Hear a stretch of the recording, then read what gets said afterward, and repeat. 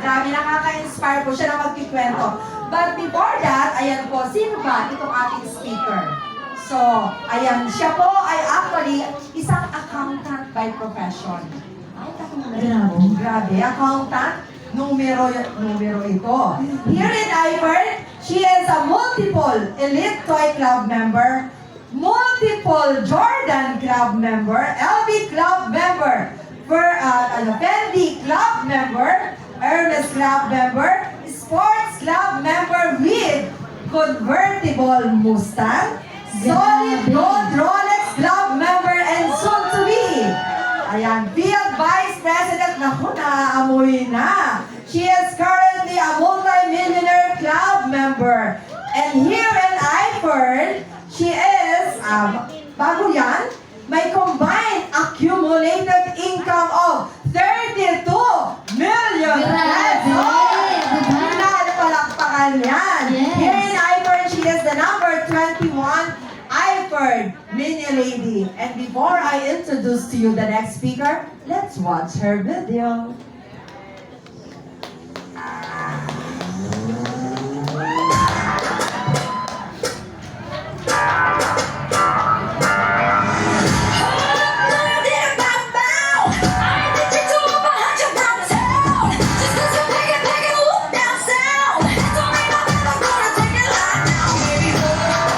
Machine when I do it. I've been catching fire, gasoline when I do it.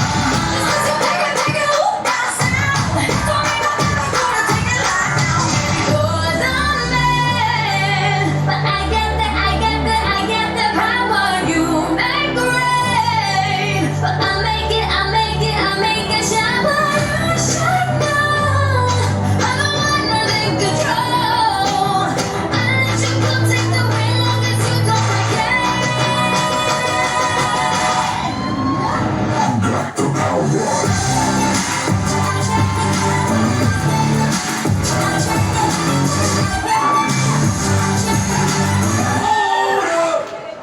My turn. It's the easy to boom like gasoline. They call me Lamborghini 'cause I know just what I'm worth. Ayan, akala ko si Liza Soberano. Diba? Ayan, field manager, we have Upline Arlene Santos.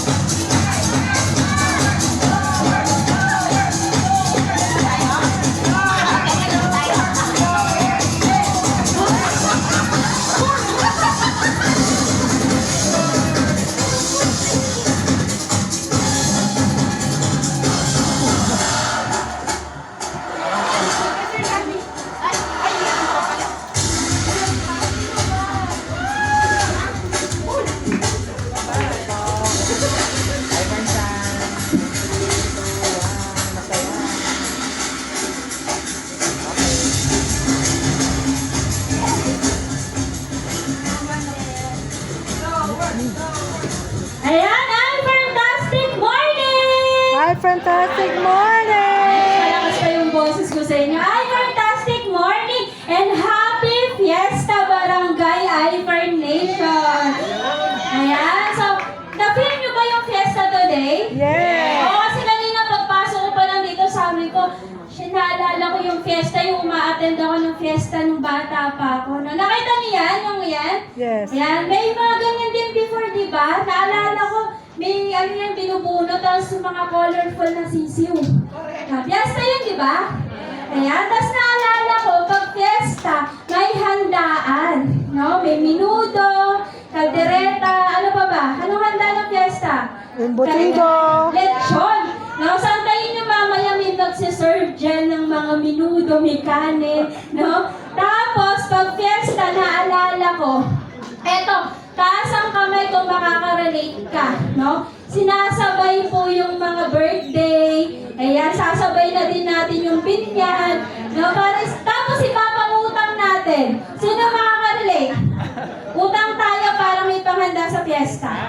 Okay lang yon kasi ganyan din yung nanay ko. No? Tapos yung nanay ko, pag fiesta, lumalabas yung mga magagandang plato. No? Pag kami yung gagamit, hindi pwede. Para daw yun sa mga bisita. No? So marami, di ba? Pag fiesta ako, feeling ko Christmas eh. No? Parang ang saya-saya lang. Siyempre, months before fiesta, sino yung nakakapunta ng peryaan? Siyempre, di ba? Ako, ay nako, tambay ako ng peryaan tuwing gabi po. No? Tumataya ako sa mga, yung color games. Lahat yun tatayaan ko para walang talo. Diba? So, sobrang saya to din. Congratulations. Buti nakapunta ka, no? So, buti nakapunta ka kasi instead na nasa labas ka nasa initan ka, di ba? Nandito ka ngayon sa FCC. Naki-attend ka, naka-fiesta ka pa. No? And syempre, magpakilala po muna ako. My name is Arlene Santos, dati pong accountant. Field manager, multi-millionaires club member. And 21st IFER mini lady. No? So, former accountant for 8 years. Sino po yung mga dating empleyado? Taas kamay. Ay, mga empleyado. Taas kamay. Ako po kasi is former. No? Empleyado po ngayon. Ayan, so meron, no? So ako po, since dating empleyado, 8 years po akong nagtrabaho. No, at ang pinakamataas na sweldo na na-reach ko po was 40,000 pesos. No, okay na po ba? 40,000? Okay na. No, okay na ba kung sasabihin ko sa iyo ang 40,000 dito sa Metro Manila, maliit po? No, yung 40,000 po na yan, babawasan pa natin yan ng tax. Babawasan pa yan ng SSS PhilHealth Pag-ibig. Babawasan mo ba yan ng pamasahe? Babawasan mo pa yan ng pangrenta. So, in the end po, ang natitira po sa akin, no? Ang ending po, every time na sumusweldo, kung hindi sakto, madalas, zero. No? So, kaya, hahanap ka ng ibang pwede mong pagkakitaan. And, ayan. Okay lang, may konti tayong love story. Yes. Mga chismosa nga talaga tayo, no? So, eto po, dati yung pinaka-last job ko, no? 5 years po ako dyan sa isang Australian accounting firm. Diyan ko po nakilala, no, yung one true love ko. Sayang, narinig niyo sana, no? So, kilala po, Presidential Director Jack Sumalino. Yes! Ayan, so si PD Jack po, dyan kami nagkakilala. Siya po is admin assistant. Siya po yung nagsiserox, no, ng mga papers na ginagawa po ng mga accountant. No, and ako po yung nagpapasweldo sa kanya. No, so si Upline Jack, ayan, hindi po siya, no? To be honest, sino dito yung napang-asawa niya ngayon, nakatuluyan niya, office lover niya?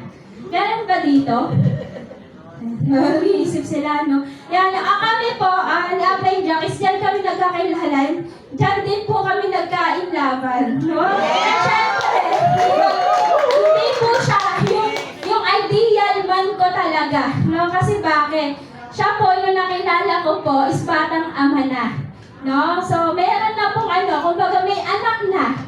No? May responsibility na. No, actually, in 5 years ko dito sa IFER, first time ko itong ikukwento. No? And even mga downlines namin, hindi nila alam, no, na ganito yung story namin. No, so, yung story ng, yung love story namin, not the typical relationship na sobrang dali.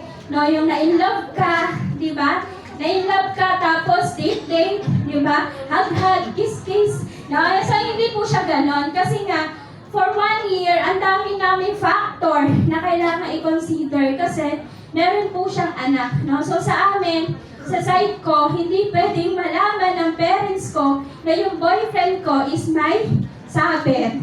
Diba? Yan yung mga nanay, diba? Sino dito yung mga anak na, syempre yung anak mo, ayaw mo na may responsibility yung jowa niya. Sino dito? Be honest ko. Diba? So, alam ko, napapagalitan ako. So, tinago talaga namin. And sa side niya naman, hindi siya pwedeng mag-girlfriend, no? Kasi nga, pag nag-girlfriend siya, iisipin ng parents niya na uulit-ulit siya sa pagkakamali niya before. So, for 1 year, nagtago po talaga kami. And, ayan, until na, sorry, hindi na talaga ako. Ayan, until po, no, dumating yung time na ready na po. No, ready na akong bakit? Okay na ulit. Ayan, kailangan ko lang ng hangin. Ayan, until dumating yung time na ready na akong makilala yung anak niya.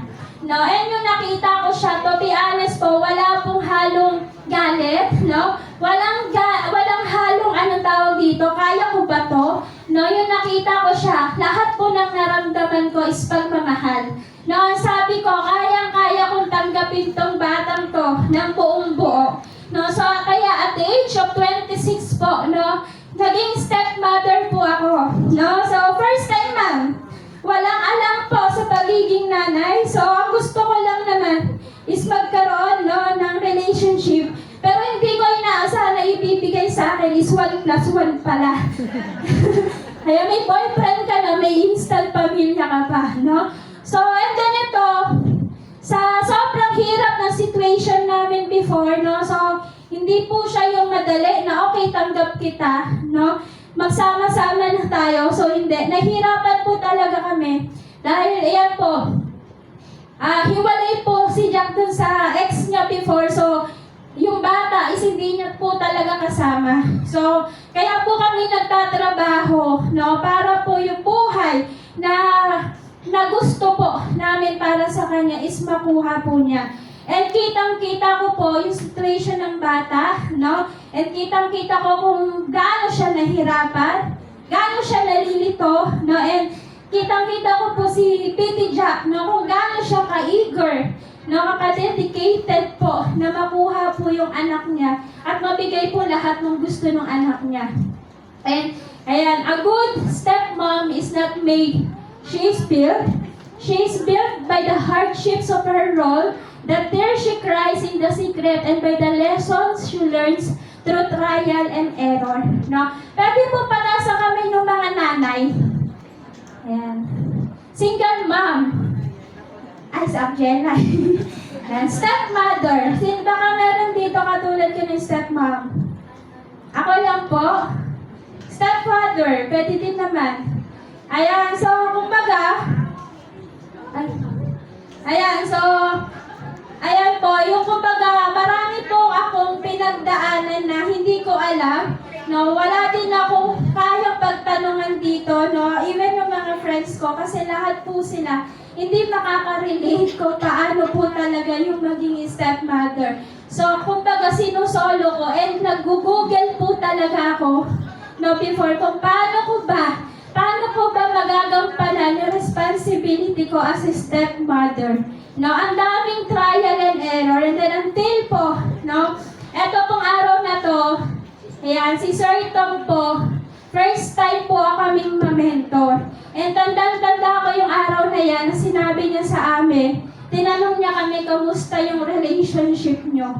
No, yan yung time na, no, na, so, bigla na lang ako umiyak kay Sir Tom talaga. And then hanggang ngayon naaalala ko siya. And forever ako magpapasalamat kay Sir Tom. Kasi after ng araw na yan, 100% na yung acceptance po sa puso ko, no? Pag nabigay mo yung 100 ka acceptance mo, no? 100% din yung love na kaya mong ibigay. No? And after that po, naging magaan ang lahat. Kaya naman po, every birthday po, no, ni Andre, every graduation po ni Andre, every time po na may magagandang bagay na nangyayari sa buhay niya, no, kami po, no, and ako po, as his stepmom, ako po yung kasama niya. No, ayan po yung last birthday niya, and, ayan, kunyari close. Ayan, and, eto po yung last birthday niya, sobrang happy kami kasi, every time po na nag-aas siya, sinasabi niya sa akin talaga, sinasabi niya sa papa niya kung ano yung gusto niya. And every year po, never po kaming nag-miss. Kaya thank you so much po, Ifer. Pwede mo pa-play po?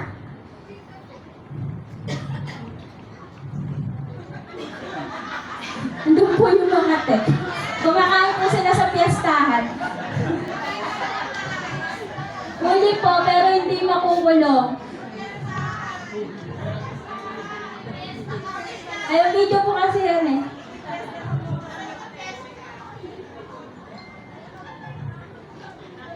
Ayan, so nakuha po pala namin si Andre, 3 years old siya, and ngayon po, last May 2 po, 10 years old na po siya.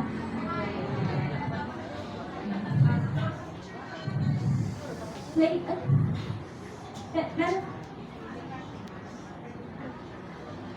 sa gitna lang ba?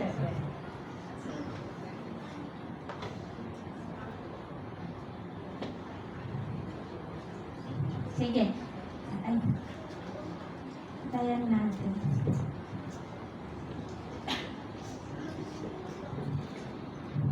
Excited na ba kayo sa sa kainang piyesta? Inihiwa lang po yung mga lechon pero parating na po yun.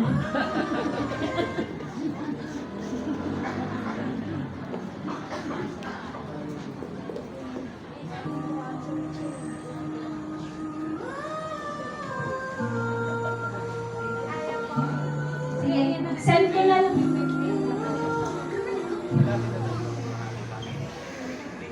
Sige po, sisend na lang po namin sa inyo sa isa.